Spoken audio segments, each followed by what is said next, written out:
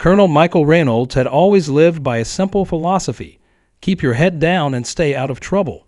His modest home in Oakwood Terrace, a sprawling suburban development on the outskirts of town, was more than just a residence. It was a sanctuary, a place of peace after decades of military service and deployments. Waking up every morning to the sight of his meticulous yard, the comfort of civilian life, and the sounds of a quiet neighborhood was all the tranquility he needed. That peace, however, was about to be shattered by a force far more persistent than any enemy he'd faced on the battlefield: the Oakwood Terrace Homeowners Association Security Force.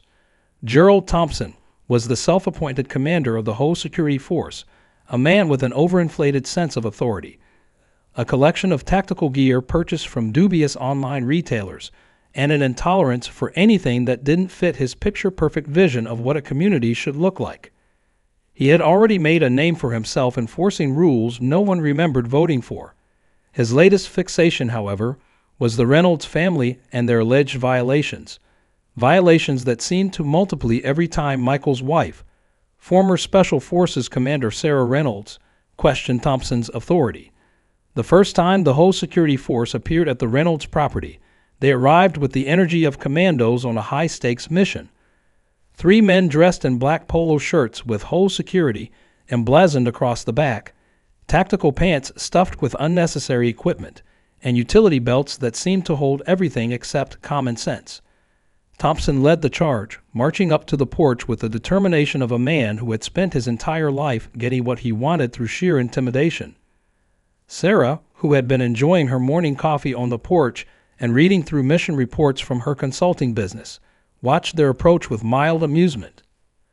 "Mrs. Reynolds," Thompson began, his tone clipped and professional, like an officer about to dress down a recruit, "we've received multiple complaints about your property."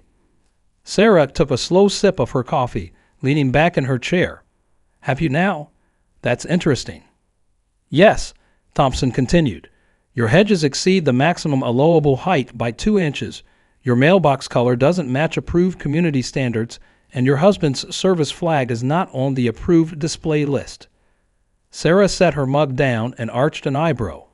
"The flag my husband earned the right to display after 25 years of military service." Thompson's smile was tight. "Rules are rules, Mrs. Reynolds. We don't make exceptions, even for military types." Sarah studied him for a moment, trying to determine whether he was serious. The flag had been presented to Michael at his retirement ceremony. As for the hedges and mailbox, those complaints were so petty they bordered on absurd. "So let me get this straight," she said finally, rubbing her chin. "You want me to remove my husband's service flag and paint our mailbox because some neighbors don't like the color blue?" Thompson's smile remained, but his eyes flashed with impatience. "Mrs. Reynolds, I understand change can be difficult, but this is really in everyone's best interest. I'd hate for this to become a more complicated issue." Sarah sighed, standing up and stretching.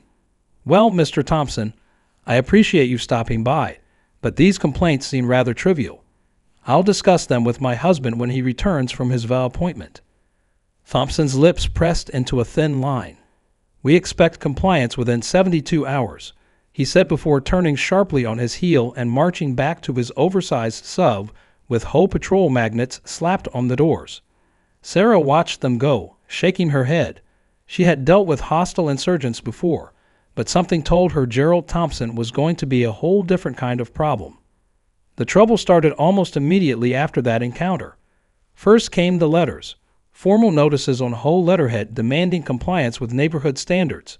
Then came the daily drive-bys, Thompson and his deputies cruising past their house at all hours, taking photos and notes. Sarah dismissed them at first, but when Thompson showed up again, this time with 4 security team members and what appeared to be a taser on his belt, she knew they weren't going to let it go. "You again?" Sarah said as she stepped out onto the lawn where she'd been planting flowers. "Mrs. Reynolds," Thompson greeted her with an exaggerated sigh, as if this was some exhausting formality rather than a battle he had willingly escalated. "I was hoping we could handle this civilly, but your continued non-compliance has forced us to take more serious measures." Sarah crossed her arms. "More serious measures? You realize you have no actual authority here, right? You're not police officers." Thompson ignored her response and handed her another document. "As per HOA security protocols." "You're not real security either," Sarah interrupted, waving the paper back at him. "As per HOA security protocols," he repeated, his voice tightening, "all properties in violation of community aesthetic guidelines are subject to fines and potential property liens. We're prepared to take further action if necessary." Sarah chuckled, shaking her head.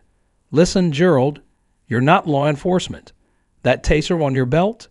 That's a potential assault charge waiting to happen if you ever try to use it." Thompson's expression didn't falter, but one of the security team members, a wiry man with thick-rimmed glasses, interjected, "We have been authorized by the HOA board to enforce compliance using reasonable measures." Sarah's amusement faded completely. She took a step closer, her military bearing suddenly evident. "Let me make something abundantly clear. If anyone from your little pretend police force so much as touches me, my property, or my husband with any of your reasonable measures, you'll be explaining yourselves to actual law enforcement." Thompson's expression finally cracked, a flicker of frustration crossing his face before he masked it again. "You're making this more difficult than it needs to be." "No," Sarah said, her voice steady. "I think you are." With that, she turned her back on them and walked away, leaving Thompson and his security team standing there. She could almost hear his teeth grinding as he huffed and stormed back to his vehicle. That should have been the end of it, but as Sarah would soon learn, Thompson wasn't the type to take no for an answer. He had declared war, and he wasn't backing down. The first sign that Thompson was escalating things came when Sarah received a call from her husband while he was at work. "Honey, why is there a boot on my car in the driveway?" Michael asked, his voice a mixture of confusion and rising anger. Sarah nearly dropped her phone. "What? That's impossible." She rushed outside to find exactly what Michael had described: a bright yellow wheel clamp attached to his car, along with a notice on the windshield claiming the vehicle was in violation of HOA parking regulations. Sarah immediately pulled out her phone and started taking photos of the boot and the notice. She was halfway through dialing the police when Thompson's SUV came cruising down the street, slowing as it approached her house. The window rolled down to reveal Thompson's smug face. "Having car trouble, Mrs. Reynolds?" Sarah's fingers curled into fists. "Remove this boot immediately. You have no legal right to place it on our property." Thompson smiled. "Actually, the HOA bylaws section 27.3 clearly states that vehicles in violation of community standards can be immobilized at the owner's expense. Your husband's car has a small dent in the rear bumper, unsightly damage that diminishes neighborhood aesthetics." Sarah stared at him in disbelief. "You're booting cars over minor cosmetic damage now. This is harassment, and you know it." "The fee to remove the boot is $200, Thompson replied, ignoring her accusation. "Cash or check only?" Sarah took a slow, deliberate breath. "I'm calling the police." Thompson's smile dimmed slightly. "That would be inadvisable. Police involvement could result in additional fines from the HOA." "Get off my property," Sarah said, her voice dangerously calm. With a shrug that suggested he'd won this round, Thompson drove off, leaving Sarah standing in her driveway, fuming. She didn't call the police, not yet. Instead, she called someone else, her former Special Forces teammate and current locksmith, Dave Martinez. Dave arrived within the hour, took one look at the boot, and burst out laughing. "This is the cheapest piece of garbage I've ever seen. They sell these things on Amazon for $40. Within 5 minutes, he had removed it without leaving a scratch." "You should keep this," Dave said, handing her the boot. "Evidence of harassment." Sarah nodded, already formulating a plan. "Dave, how many of our old team live within driving distance?" Dave thought for a moment. "At least 6, maybe more." "Why?" Sarah smiled for the first time that day. "I think it's time for a reunion." That evening, Sarah and Michael hosted an impromptu backyard barbecue. In attendance were 6 former members of Sarah's Special Forces team: Dave the locksmith, Lisa Chen, now a cybersecurity expert, Marcus Washington, a private security consultant, Raj Patel, a surveillance specialist, Frank Miller, a retired JAG officer, and Terry Jackson, who now worked for the local DA's office. Over burgers and beers, Sarah laid out the situation. By the time she finished, the team was already strategizing. "This is textbook intimidation," Frank said, shaking his head. "They're playing with fire, especially with that taser. Impersonating law enforcement is a serious offense, and immobilizing your car is straight up illegal," Terry added. "I can get the DA interested in this if it continues." Lisa pulled out her laptop. "I'm going to dig into their financials. Hosts collect dues. Am curious where all that money is actually going. Want to bet Thompson's paying himself a nice salary." The plan was simple. Document everything, gather evidence, and prepare for the inevitable confrontation. Because if there was one thing Sarah knew about men like Thompson, it was that they always pushed too far. The next escalation came 3 days later. Sarah was in the front yard, deliberately trimming her hedges to the exact height specified in the HOA guidelines, when Thompson and his security team arrived. This time, there were 5 of them, all wearing matching tactical vests over their polo shirts. "Mrs. Reynolds," Thompson called out as he approached, his hand resting on his taser. "I see you're finally addressing the hedge violation. Unfortunately, it's too late for that. Your continued defiance has resulted in accumulated fines of $1,500. Sarah put down her trimmers and turned to face them. "I'm not paying a cent for your made-up violations, Gerald." Thompson's face hardened. "Then we'll be placing a lion on your property." Sarah smiled. "You need a court order for that. Do you have one?" Thompson faltered momentarily before regaining his composure. "We have the authority."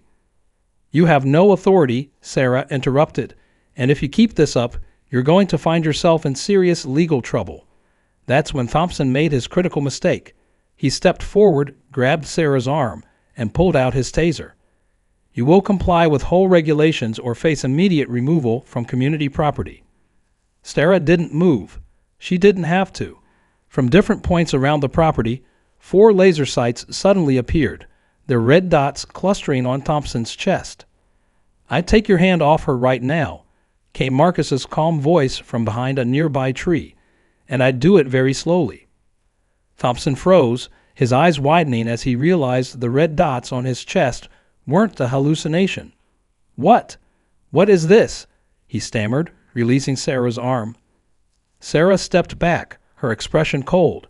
This is what happens when you threaten a Special Forces commander in front of her team. One by one, Sarah's teammates emerged from their hiding spots around the property. Marcus from behind a tree, Lisa from a parked car down the street, Raj from behind a garden shed, and Dave from the side of the house. None of them were armed with actual weapons. The laser sights were standalone devices. But Thompson and his security team didn't need to know that. "You're all in serious trouble," Thompson blustered, though the tremor in his voice betrayed his fear. "This is assault."